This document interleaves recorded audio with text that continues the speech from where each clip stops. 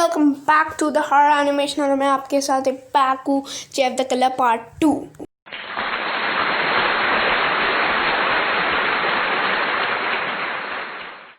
Thank you guys. और आज की वीडियो हम जेफ द किलर पार्ट 2 यानी उस स्टोरी को आगे बढ़ाने वाले हैं।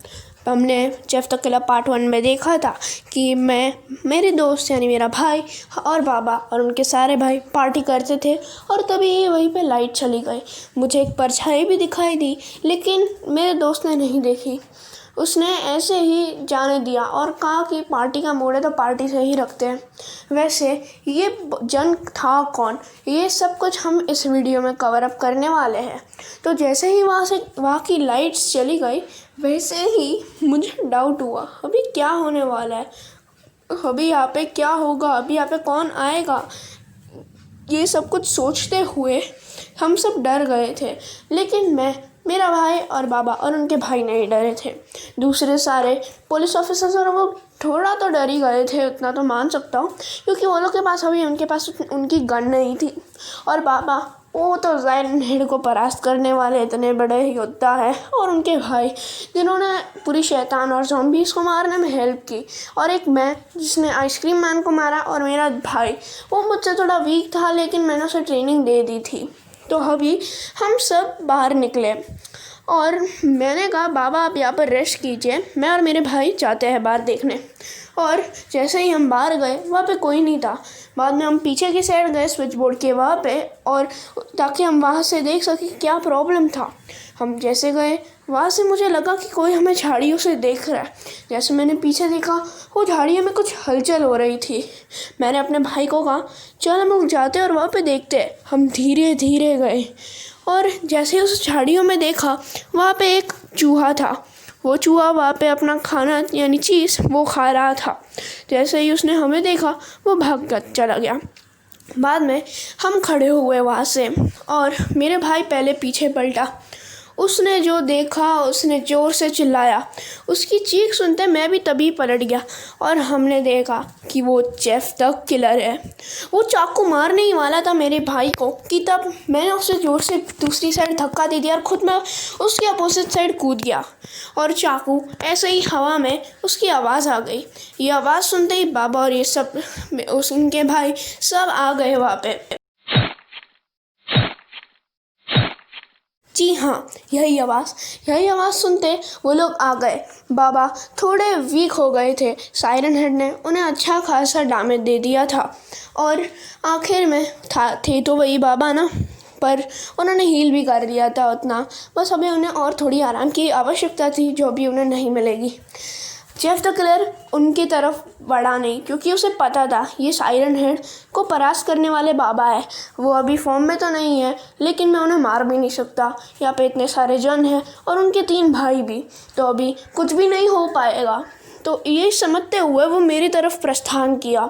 जैसे ही मैंने देखा मैं वहाँ से एकदम हुसैन बोल्ट की स्पीड पर भागा, क्योंकि मुझे पता था इसके हाथ में चाकू था और वो चाकू कुछ ज़्यादा ही बड़ा था जिससे मैं भी मर सकता था। मेरे पास उतनी ट्रिक्स नहीं थी कि मैं इस चाकू से डिफेंड कर पाऊँ।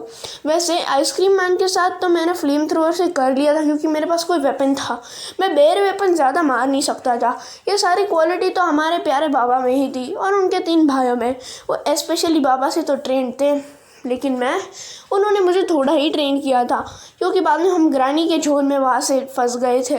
क्योंकि उस दिन ही हम वहाँ से जा रहे थे और तभी उनके भाई आए थे, इसलिए बाबा ने कहा था कि आज की ट्रेनिंग के लिए इतना ही है, अभी जाओ। तब तक मैं अपने भाई को ट्रेन कर लेता, और बीच में हमें ग्रानी का घर दिखा और वही कहानी शुरू हो गई। इसी वजह से हम लोग ज़्यादा से ज़्यादा ट्रेन नहीं हो पाए थे।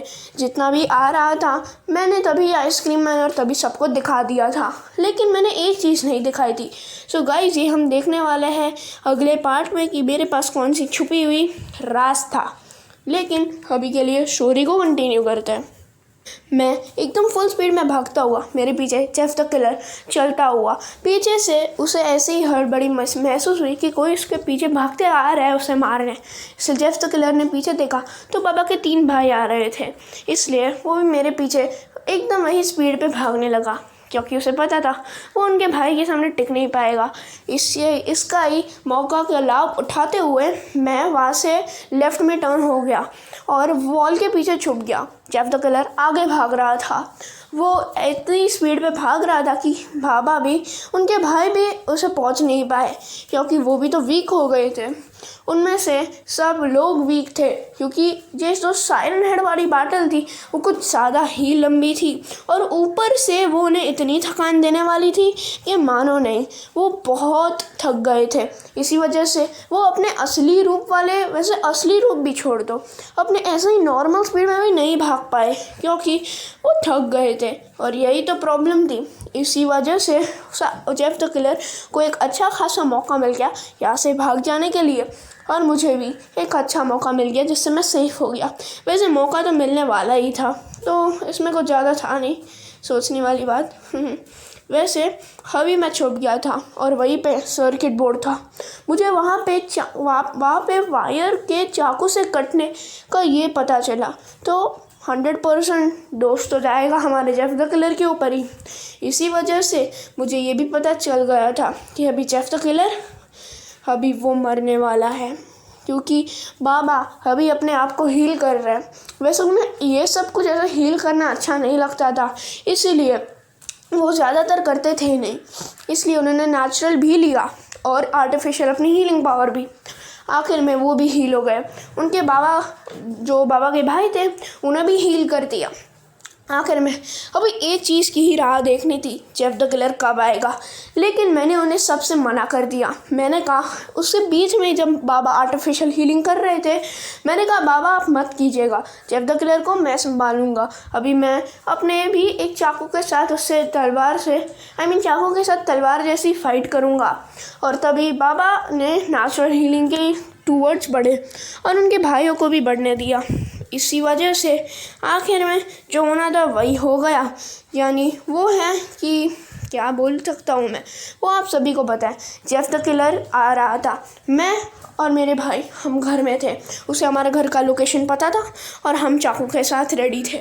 आखिर में मैंने जेफ द किलर की परछाई देख ली। तो गाइस, अभी इस वीडियो को हम अगली वीडियो में कंटिन्यू करने वाले हैं कि क्या मेरे और जेफ द किलर में कौन सी रोमांचक मैच होने वाली है, और क्या मैं उसे हरा पाऊँगा या क्या मैं मर जाऊँगा। ये सब कुछ हम देखेंगे जेफ द किलर पार्ट 3 में। तो चलता है guys. Thank you for watching. Bye guys.